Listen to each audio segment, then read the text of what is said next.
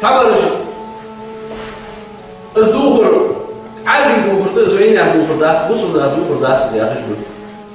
حال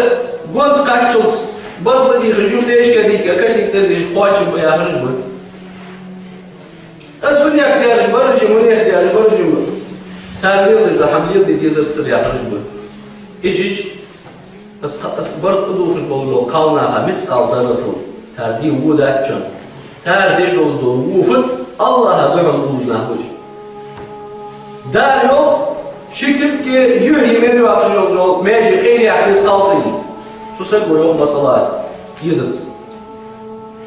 şimdi bu kaç çalışıyor şu oldu ya علمني دي جدات ده عربي وعمل يز عربي موديز الله el yakınız yok nis بصل دينو يحجو nis يوم ما تجارت ويليول